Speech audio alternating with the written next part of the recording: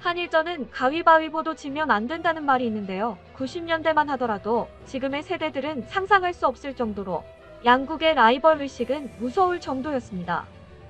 제 영상을 시청하시는 분들이라면 아마도 대부분 90년대를 겪어보셨을 거라고 생각되는데요. 말하지 않아도 당시 양국의 이러한 라이벌 의식이 스포츠, 경제, 정치 등 수많은 분야에서 살벌하게 발생했던 것을 아실 겁니다. 그리고 90년대가 지금보다 일본에 대한 경쟁의식이 더 강했던 이유는 솔직히 말해서 당시에만 하더라도 모든 분야에서 한국이 일본에게 범접할 수 없었던 게 사실입니다. 일본은 아시아에서 제일 선진국으로 발돋움하고 있었고 한국은 90년대 초만 하더라도 경제 성장을 위해서 몸부림치고 있었다고 해도 과언이 아니었습니다. 그만큼 양국의 성장 차이가 지금과는 비교할 수 없을 정도로 컸기 때문에 더욱 사소한 것 하나에도 일본은 꼭 이겨야 한다는 마음가짐을 가지고 있었습니다. 30년이나 지난 지금 대한민국은 정말 그 누구도 생각하지 못할 만큼 세계적인 성장을 이루었고 이제는 일본과 범주어도 전혀 부족한 부분이 없을 만큼 국가 위상도 높아졌지만 아직까지도 역사적인 배경 등으로 인해서 일본에게는 무조건 이기자는 생각이 남아있는 이유입니다. 하지만 한국이 성장만을 위해서 힘쓰고 아직 아무것도 발전하지 못했던 90년대 초반에 세계 최고층의 빌딩을 건설하고 그것도 몇십 년이나 앞선 기술을 가지고 있었던 일본을 상대로 대역전승을 거두며 이뤄낸 업적이라면 믿을 수 있겠습니까? 그럼 지금부터 이민성의 역전골로 전 국민에게 쾌감을 주었던 축구 한일전인 도쿄 대첩보다 더 놀라운 역전극을 소개해 드리도록 하겠습니다. 1992년 당시 말레이시아는 2020년 선진국 진입을 목표로 정부적인 차원에서 비전 2020이라는 국가 개발 계획을 세우고 모든 자원을 쏟아 붓기 시작했습니다. 그리고 이와 관련하여 가장 큰 프로젝트는 대규모 상업중심지를 조성하는 KLCC 프로젝트로 경마장 부지에 총 18개 빌딩을 건설하는 것이었습니다. 그중 제일 핵심이자 최고층 건물이 지금 말레이시아의 랜드마크로 자리 잡은 페트로나스 트윈타워입니다. 2004년까지 세계에서 제일 높은 건물로 기록되었고 지상 88층 높이로 그 길이만 무려 450m가 넘는 세계 최고의 쌍둥이 타워이죠. 놀라운 건 92년 당시 이 빌딩을 건설한 업체가 바로 삼성물산이며 더욱 재밌는 사실은 바로 일본의 하자마라는 건설 업체와 한동씩 나눠서 건물을 지었다는 것입니다. 일본의 하자마 건설의 경우 일제강점기 시절부터 수풀수력댐이나 경부선 철도 등 수많은 시공 기록을 가지고 있으며 그 기술 또한 세계적으로 알아주는 수준이었습니다. 하지만 지금과는 다르게 삼성물산은 당시 50층 이상의 건물을 지어본 적도 없는 상황이었습니다. 말레이시아 정부의 입찰 요구 조건 중 하나가 50층 이상의 빌딩을 건축한 경험이 있어야 한다 였기 때문에 삼성물산은 현재 삼성동에 있는 53층짜리 코엑스 건물을 건축한 극동건설과 손을 잡고 어찌어찌해서 수주를 따내고 일본보다 35일이나 늦게 첫 삽을 뜨게 되었습니다. 즉 같은 건물을 한쪽은 한국이 맡고 한쪽은 일본이 맡으면서 세계적인 관심이 집중되었고 페트로나스 트윈타워의 건설은 속도전의 양상으로 치닫게 되었습니다. 당시 하자마 건설과 삼성물산의 싸움은 객관적인 기술과 경험 등으로 봤을 때 다윗과 골리앗의 싸움에 불과했습니다. 하지만 안전은 물론이고 일본과의 속도전에서 절대 질 수 없다고 생각한 삼성물산은 수백만 명의 인원을 투입하고 명절과 휴일을 모두 반납하며 밤낮 지새워 노력을 기울이기 시작했습니다. 그리고 뒤에서는 셀프 클라이밍 폼, 펌프 압송법 등을 개발하면서 일본이 수십 년 동안 쌓아왔던 기술을 앞지르는 새로운 공법으로 4.5일마다 한 층씩 건설을 할 수 있게 되었습니다. 더 충격적이었던 건 건설 도중 타워 하나가 초반부에 25mm가 기울어져 있던 것이 발견되었는데 그 건물은 한국이 아니라 일본에서 짓고 있던 타워 1에서 발생한 문제였습니다. 400m가 넘는 고층 빌딩이기에 초반부의 미세한 기울기는 치명적이기 때문에 일본은 당시 삼성물산이 워낙 급하게 건물을 짓다 보니 생겨난 문제라며 삼성의 실수로 돌렸지만 세계적인 전문가들이 직접 사실을 확인한 결과 일본이 건설 중인 타워가 기울어진 것으로 판단난 일화도 있습니다. 결과적으로 삼성물산은 하자마 건설에 비해 턱없이 부족한 기술력과 경험을 가지고 35일이나 늦게 빌딩을 세우기 시작했지만 고층 건물의 제일 높은 부분이자 마지막 단계인 피나클 설치를 하자마 건설보다 무려 10일이나 먼저 완료하며 공사를 마무리하게 되었습니다. 그렇게 말레이시아의 계획대로 2020년이 된 지금 페트로나스 트윈타워는 말레이사의 랜드마크로 자리 잡았고 전 세계인들이 모여드는 관광지가 되어 엄청난 수익을 올려주고 있습니다. 하지만 이러한 건설 비화가 계속해서 들리자 일본인들은 계속해서 의혹을 품으며 삼성물산의 업적을 깎아내리기 시작했는데요. 그럼 지금부터는 타워가 건설된 이후 일본에서 어떤 의혹을 제기했고 어디까지가 사실인지 앱소까지 파헤쳐 보도록 하겠습니다. 타워가 심각하게 기울어 문제를 일으킨 건 삼성물산이다. 일본이 초기에 25mm 정도 타워가 기울어졌던 건 사실이지만 초기에 발견했기 때문에 큰 문제 없이 상황을 수정하고 문제를 해결할 수 있었다. 하지만 삼성물산은 무려 41층까지 건설한 도중에 타워가 기울어진 것을 알아챘고 결국 경쟁사인 하자마 건설과의 논의를 통해 중간 다리를 건설해 지금의 타워가 만들어졌다는 것입니다. 앞서 언급했던 것과 같이 당시 일본 언론에서도 비슷한 뉴스를 많이 뿌리기 시작했고 조금씩 내용은 다르지만 결론적으로는 한국이 짓고 있는 타워가 기울었다는 내용이었습니다.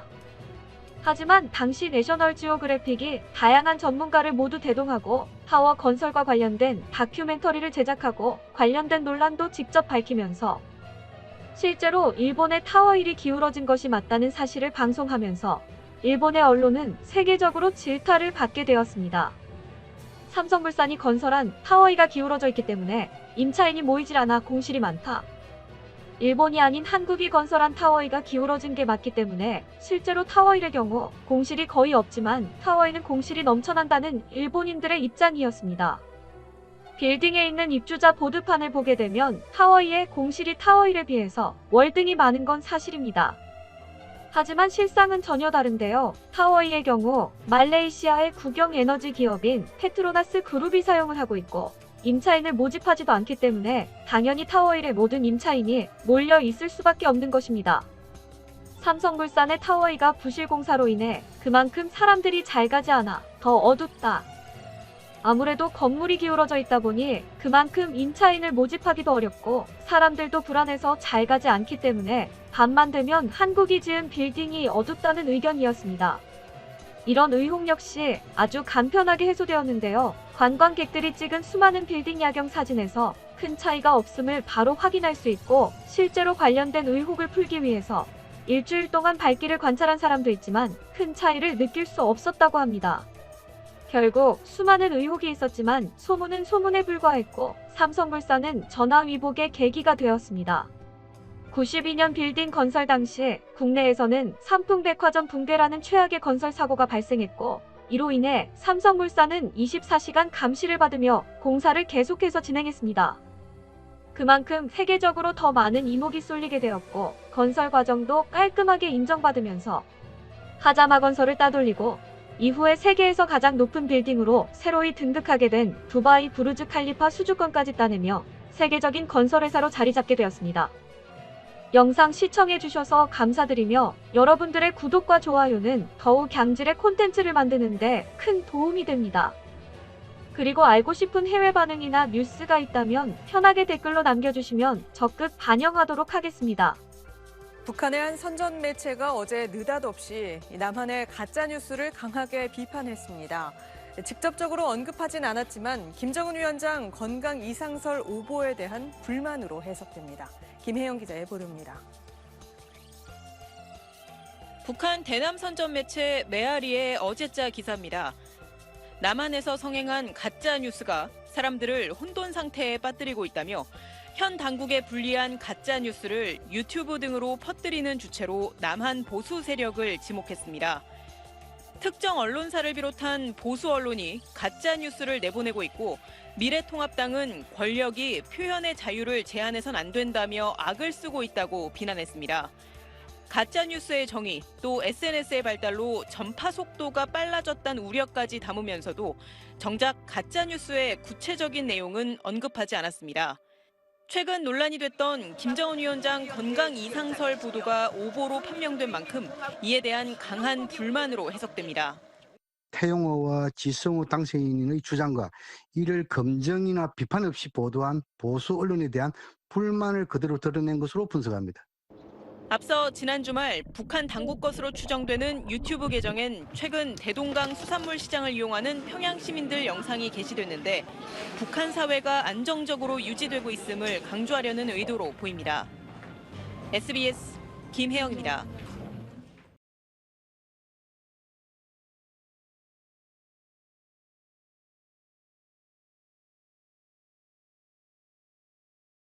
쉽고 재미있는 시사경제 페페TV에서 친애하는 대한민국 국민 여러분께 말씀드립니다. 21세기 노스트라다무스로 불리는 조지 프리드먼이 2020년대에도 한국이 계속 번영할 것이라고 해서 화제가 되고 있습니다. 조지 프리드먼은 세계적 명성을 얻고 있는 노련한 국제정세 분석가이자 미래 예측가, 정치, 경제, 외교 분야의 세계적인 싱크탱크 스트래포의 CEO이자 설립자입니다. 그가 쓴 국가안보, 정보전쟁, 컴퓨터 보안, 그리고 지식 경영에 대한 수많은 브리핑과 칼럼은 전세계 언론과 정보기관에서 최우선적으로 검토해야 할 정보로 분류됩니다. 또한 그의 정책 예측 보고서는 미 국방부의 조간 브리핑에도 올라갈 뿐 아니라 전세계 220만 명이 돈을 내고 구독을 하고 있습니다. 정치, 경제, 안보 분야에서 독자적이고 은밀한 정보를 제공한다는 이유로 미국 언론은 그를 그림자 CIA라고 부르며 국제분석 적중률이 매년 80%에 달해 21세기의 노스트라다무스란 별명으로 부르기도 합니다. 2009년에 출간한 100년 후 미국의 장기적인 권력과 전세계의 지정학적 변동을 예측했다면 다음 10년은 21세기의 첫 10년 동안 이라크와 아프가니스탄에 집중되어 있던 미국의 관심이 다시 전세계 여러 지역으로 이동함에 따라 어떠한 국제질서가 재편될 것인지 또 어떠한 새로운 세력이 등장할 것인지 날카롭게 분석합니다. 탁월한 통찰력으로 다가올 10년을 예측함으로써 그는 지나치게 광범위한 역사적 주의에서 벗어나 당장 우리의 눈앞에 놓인 현실을 어떻게 받아들이고 대처할 것인지에 대해 구체적인 전략적 시나리오를 제시하는데 그가 과연 한국에 대해 어떤 평가를 내렸을까요? 지금 바로 알아보겠습니다. 페페TV 팩트체크. 한국은 2020년대에도 계속 번영할 것입니다. 이를 위해서는 미국의 안보뿐 아니라 경제에서도 최대 파트너로 삼아야 합니다. 제가 하는 말이 아닙니다. 민간정보회사 스트래포의 최고 경영자이자 최고 지정학 전략가로 명성을 떨쳐온 조지 프리드먼이 한국을 한마디로 평가한 것입니다. 2020년대 들어 전염병 확산 등으로 한국은 다양한 악재를 직면했지만 번영을 이어나갈 것이라고 내다봤습니다. 여기에 더해 프리드먼은 10년 동안 한국 경제의 주요 축이 중국에서 미국으로 이동할 것이라며 미국이 안보와 경제 양면에서 대한민국의 근원적 동반자로 부상하게 될 것이라고 예측했습니다. 프리드먼은 이렇게 말했습니다. 1945년 이래 지속된 풍요로운 자유무역 시대는 미국이 보증함으로써 가능했습니다. 초강대국 미국이 전세계 바다를 막강한 해군력으로 장악해 자유로운 수출입을 가능하게 하고 자국 시장을 개방해 중국 등 신흥국의 수출을 도왔던 것입니다. 그러나 2010년 들어 미국은 생각을 바꾸게 됩니다. 자유무역 최대 수혜자인 중국이 이를 바탕으로 미국의 패권에 도전하기 시작했으며 미국은 셰일가스 개발에 성공해 더 이상 중동 등지에서 에너지 수입처를 확보하기 위해 노력할 필요가 없어졌습니다. 미국은 자유무역 체제를 유지하기 위해 노력하지 않을 것이며 이에 중국은 빠르게 몰락하게 될 것입니다. 중국 경제는 미국에 전적으로 의존하고 있으며 해군은 미국에 비할 바가 못 됩니다. 현재 한국의 최대 경제 파트너인 중국은 전적으로 미국 시장에 의존해온 수출 경제 구조를 가지고 있으며 중국은 한국 경제에 큰 비중을 차지하고 있지만 가까운 미래에 이러한 구조는 크게 약화될 것입니다. 라고 내다봤습니다. 이 말을 분석해보자면 중국은 미 해군을 대체해 중동 등의 에너지 수입처를 확보할 만한 해군력도 없다. 여기에 홍콩, 티베트 등의 지역 분열, 이번 사태의 타격 등이 2020년대 중국 하락세를 부추긴다. 반면 2020년대에 미국을 중심으로 한 북미권은 세계에서 가장 활발한 경제권으로 부상한다. 미국은 셰일가스 개발로 에너지 수출국으로 변모했고 이미 캐나다, 멕시코와 함께 북미에서 세계 최대의 교역시장을 형성하고 있다. 한국 경제의 추후 과제는 미국 시장 진출이라는 게 프리드먼의 견해입니다. 프리드먼은 향후 10년간 가장 활력 넘치는 경제권이 될 미국은 한국 경제의 필수적 기반이 될 뿐 아니라 미국을 제외한 나머지 세계는 한국의 기회의 땅일 뿐 의존할 곳은 아니라고 선을 그었습니다. 그간 한국이 안보는 미국, 경제는 중국에 의존한 형태를 취했다면 앞으로는 미국이 경제적으로도 최대의 파트너가 되는 시대가 도래한다는 얘기입니다. 프리드먼은 이런 맥락에서 현재 진행 중인 한미 간 방위비 분담금 협상도 다소 인상될 수 있다고 제안했습니다. 하지만 그는 한국이 분담금 인상을 거부한다고 해서 미국이 주한미군을 철수시키지는 않을 것이라면서도 한국 정부가 장기적인 역학관계를 고려해 미국과 불필요한 긴장을 만들지 않는 게 좋다고 밝혔습니다. 네, 프리드먼 씨 맞습니다. 불필요한 긴장을 누가 좋아하겠습니까? 트럼프 대통령이 5배나 방위비를 뻥튀기 하려고 하니까 긴장이 되는 거죠. 아니 구멍가게 운영하는 사람도 임대료 5배 올리겠다고 하면 눈 돌아가는데 방위비 5배는 과해도 너무 과하니까 긴장이 될 수밖에 없는 겁니다. 상식선에서 5%에서 10% 정도로 합의 보는 게 낫지 않겠습니까?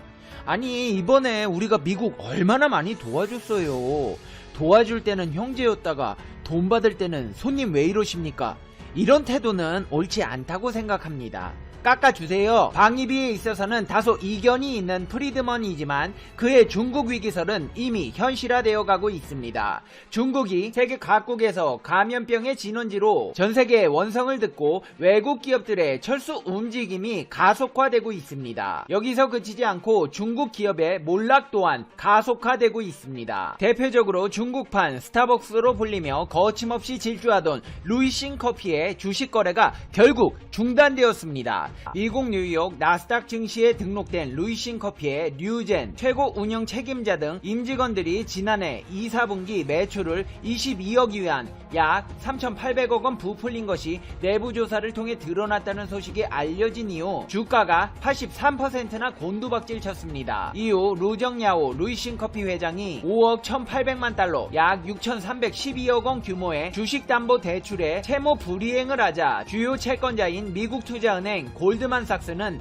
담보 주식을 동결하고 주식을 매각할 것이라고 밝혔습니다. 루이싱 커피만 그런 것이 아닙니다. 중국, 초중등, 온오프 전문 교육기관인 하오웨이라인은 정기적인 내부 회계감사에서 한 직원이 계약을 위조해 매출을 부풀린 사실을 발견했다며 해당 직원은 현재 경찰에 구속되었다고 밝혔습니다. 중국 글로벌 스타트업들은 14억 명이 포진된 광활한 내수시장을 모기로 글로벌 투자자들로부터 거액의 투자금을 끌어모아 몸집을 불려 직원 수천 명을 고용한 대기업으로 성장했지만 수익 모델이 여전히 취약해 재무 상태가 위태로운 경우가 많습니다. 중국 3위 전자상거래업체 핀더더와 전기차 스타트업 웨이라이, 온라인 교육업체 건수 이쉐도 분위기가 심상치 않게 거론되고 있습니다. 이들 업체는 루이싱 커피처럼 수년째 투자금을 소모하면서 기업 덩치를 키웠으나 수익을 내지 못하면서 미국 증시에 상장했다는 공통적인 이력이 있습니다. 근데 이쯤에서 궁금하지 않을 수가 없습니다.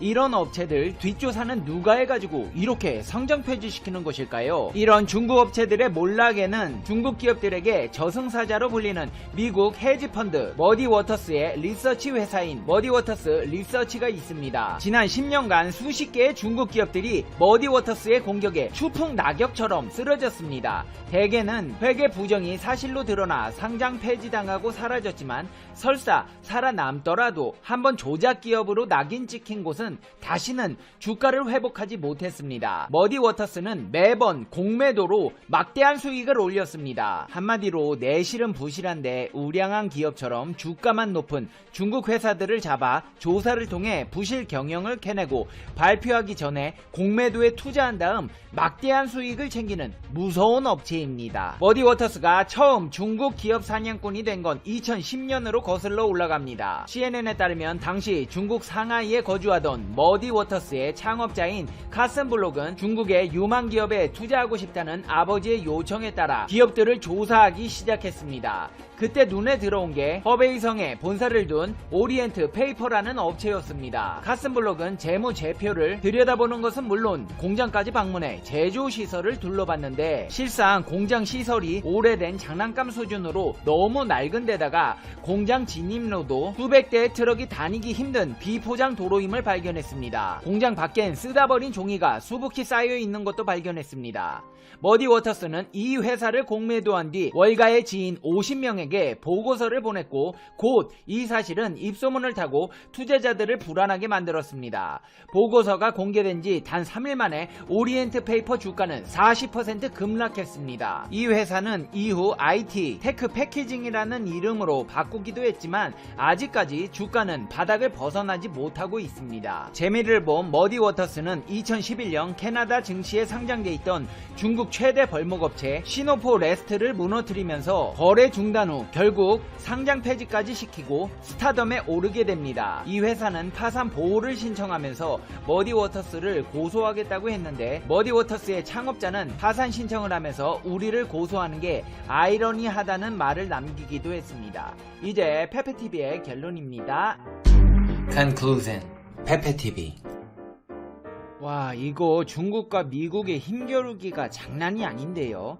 우리나라도 정신 바짝 차려야겠습니다. 저 머디워터스라는 회사는 정말 무섭네요. 저 회사가 찍으면 그냥 무너져 버리니까요. 중국 기업들, 특히 화웨이 같은 경우 걸리면 장난 아니겠는데요. 미국과 중국 사이에서 최대한 현명한 스탠스를 유지하면서 의학, 방역뿐 아니라 경제적으로도 대한민국이 세계 최고의 선진국이 되도록 노력해야겠습니다. 페페TV 시청자 여러분은 어떻게 생각하세요? 페페TV는 여러분의 생각이 궁금합니다. 댓글로 여러분의 생각을 남겨주세요. 그러면 여러분, 오늘 하루도 모두 행복한 하루 보내셔야 해요. 당신은 소중하니까요. 다음 영상에서 봬요. 안녕.